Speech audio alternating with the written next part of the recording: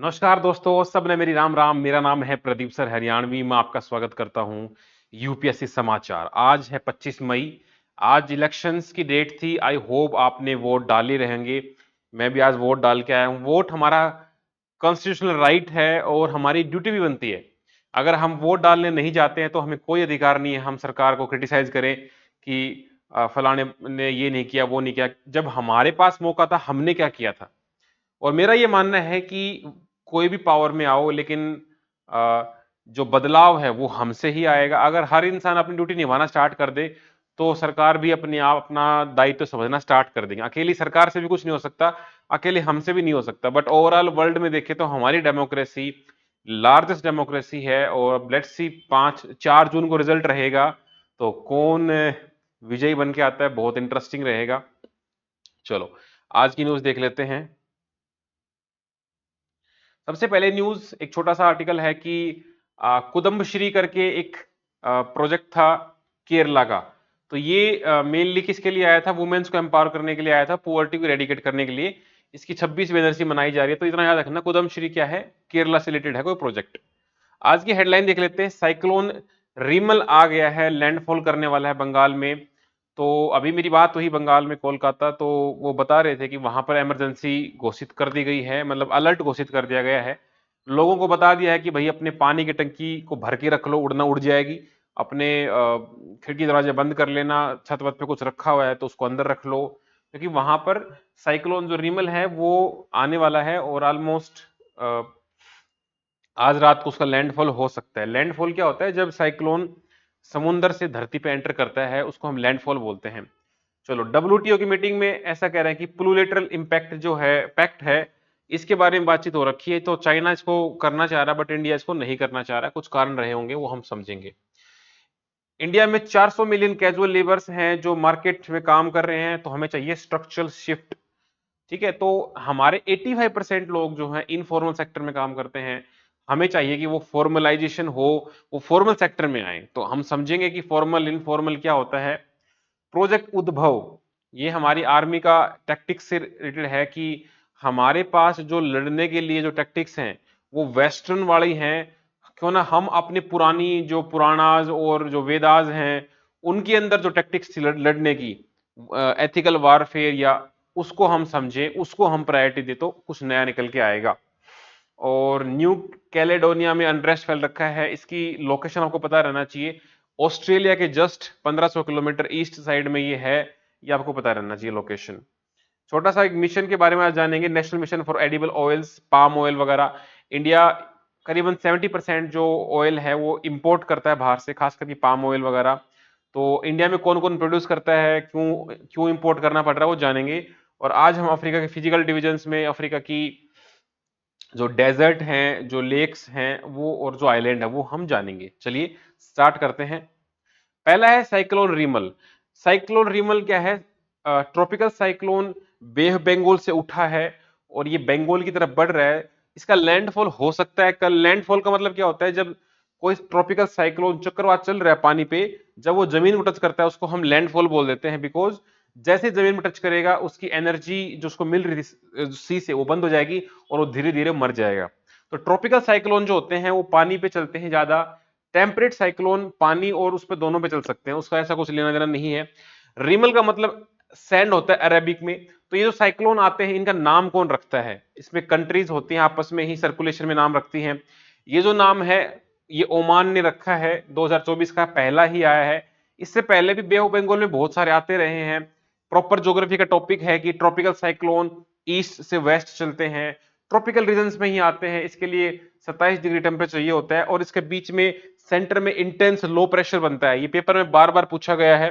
Bay of Bengal से origin है, सुंदरबन को इंपैक्ट कर सकता है। अलर्ट वगैरह जारी कर दिया, इन्होंने बता दिया भाई कि अंदर घुस जाओ, ठीक है, जल्दी वहां से हटो, ऐसा ये बता रहे हैं। इससे पहले यास, एम्फन, साइक्लोन फैनी, ये सब आ चुके हैं। अलिया, तो एम्फन काफी खतरनाक आया था, इसने सब कुछ उड़ा दिया था। आसपास टंकियां वंकियां उड़ गई थी, इसी से फूट गए थे। तो अब दोबारा से आया है। तो ये साइक्लोन वगैरह टॉपिक है, ये हमारा डिजास्टर मैनेजमेंट में आता है, कैसे हम इससे डील करें, ये हमेशा आता रहता है। तो ये सब है। ट्रॉपिकल साइक्लोन होते क्या हैं, ये दरअसल लो प्रेशर एरिया होते हैं, एंटी क्लॉकवाइज घूमते हैं नॉर्दर्न हेमिस्फीयर में। ये जहां जहां मैं क्यों लिखता हूं, ये आपको पता रहना चाहिए कि मैं क्यों लिखता हूं, बिकॉज ये पेपर में ऐसे कैसे क्वेश्चन बन के आए हैं, आपकी जो पैनी नजर होनी चाहिए प्री के हिसाब से कैसे क्वेश्चन बनते हैं। यहाँ लो प्रेशर एरिया की जगह हाई प्रेशर दे देंगे आपको, एंटी क्लॉकवाइज घूमते हैं ये नदर्न हेमिस्फीयर में, यहाँ आपको क्लॉकवाइज दे देंगे या फिर सदन कर देंगे, ये आपको ध्यान रखना है।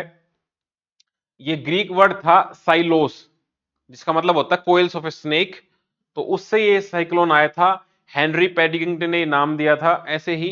तो ये आपको थोड़ा ज्योग्राफी पता रहना चाहिए। ट्रॉपिकल और एक्स्ट्रा ट्रॉपिकल में फर्क समझ लो। ट्रॉपिक ऑफ कैंसर और ट्रॉपिक ऑफ कैप्रिकॉर्न के बीच में जो आते हैं उसको हम ट्रॉपिकल बोल देते हैं, जो बाहर आते हैं उसको हम एक्स्ट्रा ट्रॉपिकल या फिर टेम्परेट बोल देते हैं। टेम्परेट साइकिल बड़े होते हैं, लैंड पे भी चलते हैं, लेकिन वो इतने खतरनाक नहीं होते। ट्रॉपिकल समुद्र पे चलते हैं मोस्टली, लेकिन ये बड़े खतरनाक होते हैं। ठीक है, उड़ीसा वगैरह में बहुत भयंकर आता है जब आता है तो। पेज नंबर 11 पे वर्ल्ड ट्रेड के बारे में है। डब्ल्यूटीओ में कुछ डील करने की साइन हुई। चाइना क्या कह रहा था कि investment facilitation for development, IFD China led था, इसको एक्सेप्ट करना चाह रहे थे, लेकिन इंडिया ने मना कर दिया है, बिकॉज इसके बाद इसमें ना इन्वेस्टमेंट की कोई बात ही नहीं हो रही थी कि भाई इन्वेस्टमेंट होगी या ट्रेड होगा। तो चाइना हमेशा अपने बेनिफिट की देखता है, तो इस तरह से इसका एम आपको पता रहना चाहिए। एक तो लीगली बाइंडिंग करने वाले थे, इसे देखो कोई भी ट्रेड पॉलिसी है ना, उसका एक ही एम रहता है मोस्टली, ये ट्रेड को इजी बनाना, डेवलपिंग कंट्रीज को कंट्रीब्यूट करना, ट्रेड रेस्ट्रिक्शन हटाना या पॉलिसीज फ्रेमवर्क्स वो बनाना, तो इसके यही है। देखो predictable, transparent, open investment rule, greater participation, यही सब एरियाज है। ट्रांसपेरेंसी आए, स्पीडिंग अप हो, एनहेंसिंग हो, इंटर कोऑपरेशन बने, रेस्पॉन्सिबल बिजनेस कंडक्ट बने, ये एक कॉमन सेंस से भी आप गेस कर सकते हो। आंसर राइटिंग में ये चीजें धीरे धीरे आ जाती हैं। इंडिया इसका पार्ट नहीं है, इतना याद रखना आपको अभी, ठीक है। इंडिया जब पार्ट बनेगा तब हम इसको देखेंगे, अभी इसमें जानने लायक ऐसा कुछ नहीं है। चलो, इसके बाद हमारे पास कैजुअल लेबर्स हैं, तो ये आपको पता रहना चाहिए कि हमारा 85% इनफॉर्मल लेबर काम कर रहा है। इनफॉर्मल लेबर वो होते हैं जिनको फॉर्मल सुविधाएं नहीं मिलती हैं, जैसे लेबर लॉ के अंडर प्रोटेक्शन नहीं मिल रहा है, उनको पेंशन नहीं मिल रही है, एक्सीडेंटल कुछ कवर नहीं मिल रहा है, या इस तरह से, ठीक है। तो ये हमारे इनफॉर्मल लेबर है, वो हमेशा लो लो इनकम में ही है, उनकी मतलब इनइक्वालिटी बहुत ज्यादा बढ़ गई है, तो उनको लेके ये बात आना चाहिए। तो फॉर्मल एम्प्लॉयमेंट क्या होता है, जहां पे आपकी टर्म्स एंड कंडीशन, आप कितने घंटे काम करोगे, कब आपकी छुट्टी रहेगी, वो सारे लेबर लॉ और कॉन्ट्रैक्ट वगैरह में फिक्स रहते हैं। लेकिन इनफॉर्मल लेबर है, खासकर एग्जांपल देख लो, दिहाड़ी दिहाड़ी मजदूर, उसको दिहाड़ी मिलनी है, तो वो अगर मना कर दे, कम दे दे, तो उसके पास कुछ नहीं है सिवाय वो ईंट पकड़ के ही मार दे सिर पे, तो अलग बात है, अदरवाइज वो कहीं कोर्ट वोर्ट भी नहीं जा सकता, एग्रीमेंट साइन होता ही नहीं है। ठीक है, तो इस तरह से रिटर्न कॉन्ट्रैक्ट्स होते हैं, सोशल सिक्योरिटी उनको मिलती है, रिटायरमेंट पे, प्रोविडेंट फंड, एम्प्लॉयमेंट, सब कुछ मिलता है। लेबर राइट्स भी होते हैं, यूनियन में बना के रखते हैं, रेगुलर पेमेंट भी मिलती है महीने में, मतलब इस तारीख को फिक्स होता है, इस तारीख से अगर नहीं आया तो फाइन भी लगेगा। बट इनफॉर्मल लेकर के पास कुछ भी नहीं होता है, तो उनके पास इनकम इनक्वालिटी है, पोवर्टी बढ़ रही है, मार्जिनलाइजेशन हो रहा है, तो हमारी इकोनॉमी को जरूरत है फॉर्मलाइजेशन की, फॉर्मल कॉन्ट्रैक्ट में आने की जरूरत है। फॉर्मल से आने पे क्या होता है, आपको भी एक बेनिफिट मिलता है, और ये समझो कि ओवरऑल इकोनॉमी को भी वो चीज कंट्रीब्यूट करेगी, बिकॉज वो अच्छा खासा पैसा कमाएगा तो उसका शेयर बढ़ेगा, ठीक है, उसको वो जीडीपी में कंट्रीब्यूट करेगा। प्रोजेक्ट उद्भव क्या है, हमारे फ्यूचर कॉन्फ्लिक्ट की हम तैयारी कर रहे हैं। उद्भव का मतलब क्या है, आप फोटो देखिए, जो हमारे हमारे जो मिलिट्री टैक्टिक्स हैं हम मोस्टली वेस्टर्न फॉलो कर रहे हैं। तो अभी ये आइडिया कि हमारे इतिहास में इतनी सारी लड़ाइयां हुई, वो कैसे जीतते थे, तो उनके पास क्या था, हमारे वेदा पुराण उपनिषद अर्थशास्त्र, उसमें भी तो लड़ाई जीती हुई थी। हमने चंद्रगुप्त मौर्य के टाइम भी तो लड़ाई लड़ी थी, वो भी तो चक्रवर्ती राजा बनते थे, तो उनके पास ऐसा क्या था, वो कौन सी तीर चलाते थे, वो हमको पता रहना चाहिए। उनकी गवर्नेंस, उनकी स्ट्रेटजी, उनकी एथिक्स ऑफ वारफेयर, लड़ाई में भी एथिक्स होते हैं, ये एक हमारी इंडियन हिस्ट्री में सिखाती है। आपने महाभारत देखा हो कि बच्चों पर, महिलाओं पर और निहत्थे पर वार नहीं करते थे, कितनी जबरदस्त बात थी। आज के दिन तो किसी को भी मार देते हैं, बच्चा हो बूढ़ा हो कुछ नहीं देखते, लेकिन लड़ाई के भी कुछ नियम होने चाहिए, सांझ होने के बाद वो हथियार रख देते थे। तो एथिक्स के भी कुछ, वॉरफेयर के भी कुछ नियम होने चाहिए। ह्यूमैनिटेरियन क्राइसिस हो रखा है, बच्चों को मार रहे हैं, बूढ़ों को मार रहे हैं, वुमेन्स को मार रहे हैं, प्रेग्नेंट लेडीज को मार रहे हैं, तो हम किस हद तक गिर चुके हैं, वो हमारा इतिहास हमें याद दिला रहा है कि ऐसा नहीं होना चाहिए। इसके अलावा आपको ये बुक याद करनी है। देखो कौटिल्य की बुक थी अर्थशास्त्र, कमंडका की बुक थी नीति नीति सार, ठीक है, कौटिल्य के भी है कौटिल्य नीति शास्त्र। तिरुवल्लुवर की तिरुकुरुल, तो ये काफी है। इसके अलावा चंद्रगुप्त मौर्य, अशोका, चोला, अहोम किंगडम, ठीक है। इसमें एक एक बैटल मेंशन कर रखी है, नेवल बैटल ऑफ सराय घाट 1671। तो ये पानी में लड़ाई हुई थी मुगल्स के खिलाफ अहोम किंगडम की तरफ से। यहां एक आदमी था लचित बोरपुखन, ठीक है, ये बहुत इंपॉर्टेंट आदमी है, ये नॉर्थ ईस्ट का लीडर है और प्रधानमंत्री मोदी जी ने भी अपने भाषण में इनका नाम लिया था। तो ये बहुत इंपॉर्टेंट आदमी, आपको पता रहना चाहिए। सराय घाट की जो बैटल हुई थी आपको ध्यान रखना पड़ेगा, ठीक है। इसके अलावा अब हम लोकेशन देख लेते हैं। यहां पर अनरेस्ट फैला हुआ है न्यू कैलेडोनिया। क्यों फैला है? बिकॉज वो इतना हमारा काम का नहीं है, बट ऑस्ट्रेलिया के ईस्ट साइड में है न्यू कैलेडोनिया, ये आपको याद रखना है, साउथ पैसिफिक ओशन में है। इसके ऊपर फ्रांस वगैरह का ही कंट्रोल है, फ्रांस और यूरोपियन यूनियन का। तो यहाँ के जो सिटीजन हैं वो फ्रांस में जाके भी रह सकते हैं, उनको वहां की भी सिटीजनशिप मिली हुई है। तो थोड़ा थोड़ा न्यूज में अपना एटलीस्ट में मार्क कर लेना। National mission for edible oil. Edible oil ये है कि गवर्नमेंट ऑफ इंडिया ने पाम कल्टीवेशन वगैरह के लिए फोकस कर रही है, क्योंकि हम बहुत सारा पाम ऑयल इंपोर्ट करते हैं। ये समझो कि हमारे पास अगर हम समझे डेटा के हिसाब से कुछ 67% वगैरह हम इंपोर्ट कर रहे हैं, मेंशन कर रखा है इसमें कहीं पे। ये डेटा वगैरह याद रखना जो मैंने इसमें बताए होंगे। ये रहा, इंडिया 57% वेजिटेबल ऑयल इंपोर्ट करता है, वर्ल्ड का बिगेस्ट इंपोर्टर बन गया है वेजिटेबल ऑयल का। ये 2021 या 22 में ये क्वेश्चन आ चुका है कि India is the largest importer of the palm oil, vegetable oil. तो वो सही था एकदम स्टेटमेंट। इसके अलावा आपको याद रखना पड़ेगा इस मिशन का टारगेट क्या है। इस मिशन का टारगेट है कि हमारा प्रोडक्शन बढ़ाना है। अभी हम उस 3.5 लाख हेक्टेयर में उगा रहे हैं, 10 लाख हमको लेके जाना है। तो ये हमारा एडिशनल 6.5% हमको बढ़ाना है। 11,000 करोड़ पैसा इसके लिए दिया है। ये सेंट्रली स्पॉन्सर्ड स्कीम है, मैंने क्वेश्चन मार्क लगा रखा है। सेंट्रली स्पॉन्सर्ड क्या होता है? जिसको सेंटर स्पॉन्सर करता है, कुछ पैसा स्टेट का रहेगा, कुछ पैसा सेंटर देगा। इसके अलावा स्कीम कौन सी होती है? सेंट्रल सेक्टर, वो 100% यूनियन गवर्नमेंट की तरफ से आता है। तो जब भी कोई स्कीम आती है उसमें पूछा जाता है ये किस तरह की स्कीम है, सेंट्रल स्पॉन्सर्ड है, सेंटर सेक्टर है, ये इस तरह। तो ये सेंट्रली स्पॉन्सर्ड है, ठीक है। हम फोकस करेंगे पाम ऑयल को बढ़ाने के लिए ग्रोथ में, ठीक है। ये आजकल पाम ऑयल हर चीज में यूज होने लगा है, कुरकुरे से लेके कोल्ड ड्रिंक से लेके हर चीज में पाम ऑयल आ रहा है। आप कोई भी खाने का प्रोडक्ट लेके आओ, उसके पीछे देख लेना पाम ऑयल। आजकल एक मिशन चला हुआ है, लेवल पड़ेगा इंडिया, फूड फार्मर नाम से कोई आदमी है, तो आप देखोगे बहुत चीजों में पाम ऑयल डाला हुआ है। तो एडिबल ऑयल हमने देख लिया डेटा वगैरह, ठीक है। तो ये टॉप 3 वेजिटेबल ऑयल जो हम इंपोर्ट करते हैं, पाम, सोयाबीन और सनफ्लावर। इंडिया में कहाँ उगता है पाम ऑयल वगैरह? आंध्र प्रदेश, तेलंगाना, केरला, 98% तो यहीं से उग जाता है।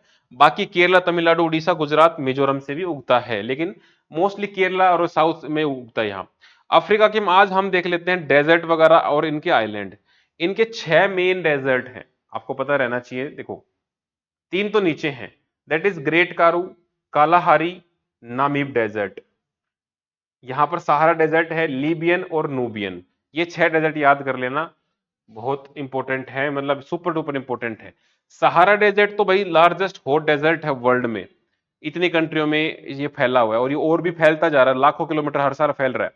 नूबियन डेजर्ट जो है ये नाइल रिवर और रेड सी के बीच में है, खासकर इजिप्ट में है।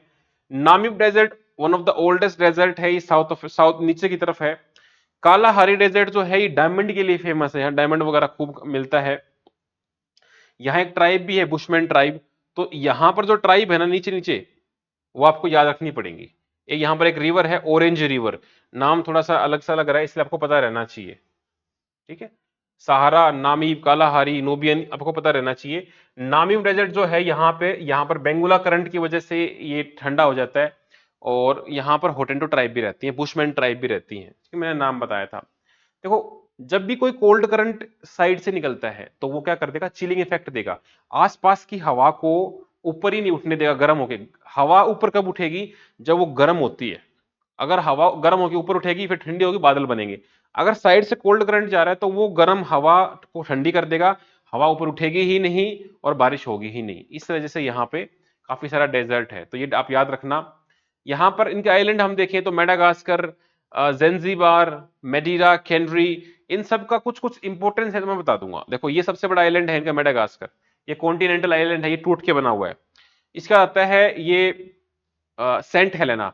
यहां पर नेपोलियन बोनापार्टे को लास्ट में एग्जाइल कर दिया गया था, उसकी यहीं पर डेथ हो गई थी। जंजीबार, मेडेरा, कैनरी, इनमें कुछ खास नहीं है, इतना पता रहना चाहिए। मेडेरा पोर्तुगल का है, कैनरी स्पेन का है। कैनरी पता रहना चाहिए बिकॉज ये फेमस है। इसके अलावा केप वर्दे, मॉरिशियस, रियूनियन, कोमोरो, सेशल्स, ये इतने इंपॉर्टेंट, बस याद रखना कि इसके आसपास हैं। यहां पर जो आइलैंड हैं आसपास, वो अदर कंट्रीज ने भी अपने मिलिट्री बेस बना रखे हैं, जैसे असेशन आइलैंड्स हैं, ये यूके के मिलिट्री बेस हैं।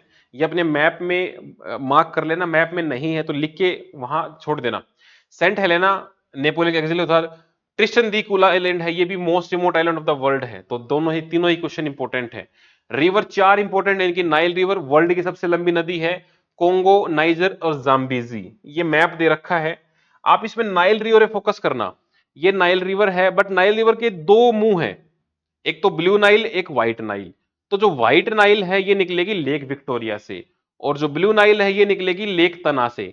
ये दोनों जाके खार्तूम में मिल जाती हैं और फिर ऊपर जाके गिर जाती हैं।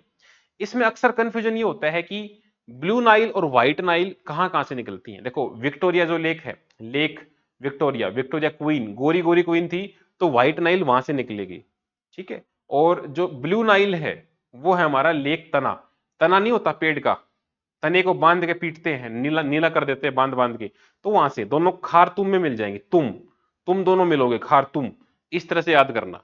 सबसे सेकंड जो लंबी नदी है वर्ल्ड की वो अमेजोन है। अमेजन वॉल्यूम के मामले में सबसे बड़ी नदी है, लेकिन लेंथ के मामले में नाइल नदी या नील नदी सबसे बड़ी है, ठीक है। यहां पर आप नाइजर रिवर देख सकते हो, सेनेगल भी है, कोंगो रिवर भी है। कोंगो रिवर की खास बात क्या है, यहां से इक्वेटर दो बार काटता है उसको ये। नीचे एक रिवर है लेक लिम्पोपो, इसको कैप्रिकॉन दो बार काटता है, ठीक है। लिम्पोपो यहां है, एक और थी लेक पोपो, वो थी हमारी साउथ अमेरिका में। ऑरेंज रिवर है, याद रखना, माल्टा मस्ती ऑरेंज, ऐसे करके अफ्रीका में माल्टा मस्ती चल रही है, ऑरेंज रिवर, ठीक है। रिवर नाइल लॉन्गेस्ट है, ये आपको पता रहना चाहिए। ये जो फैक्ट है धीरे धीरे डेवलप होंगे, इनको हल्के में मत लेना, यही पेपर में आगे चल के आपको दिखेंगे एक दिन। इस साल जो एचसीएस का प्री हुआ था उसमें भी आया हुआ था, मिसिसिपी रिवर आया हुआ था। तो धीरे धीरे ये रिवर्स अपनी एटलस में डेली ऐड करते रहना, बहुत बढ़िया हो जाएगा आपका लास्ट में। खारतू मैंने बताया था व्हाइट नाइल, और ये दोनों जाके मिल जाती हैं। और रिवर ये हो गया, कोंगो हो गया, ठीक है, पिग्मी ट्राइब, ये सब मैंने आपको बता ही दिया ऊपर ना लेक्स के बारे में। तो ये हमारे आज के एमसीक्यू हैं, इसके आप आंसर लिख के भेजना कमेंट में। पहला आपको बताना है कि ब्लू नाइल और व्हाइट नाइल कहां से ओरिजिन होती है, कमेंट में लिख देना। क्वेश्चन नंबर 2 है, साइक्लोन जो रीमल है अभी बंगाल में कल हिट करने वाला है, इसका नाम किस कंट्री ने दिया है। तीसरा क्वेश्चन है, what is the meaning of उद्भव। उद्भव जो वर्ड है इसका लिटरल मतलब क्या है, शाब्दिक अर्थ क्या है। डब्ल्यूटीओ जो वर्ल्ड ट्रेड ऑर्गेनाइजेशन है, ये किस ट्रीटी से बना था, ये हम पहले कर चुके हैं पहले वाले क्लासेस में। Who led the naval battle of Saraighat, Saraighat की जो बैटल हुई थी उसको किसने लीड किया था। मुझे इंतजार रहेगा आपके आंसर्स का, ठीक है। आप पांचों आंसर लिख के भेजना। आई होप आपको अच्छा लगा होगा। Thank you.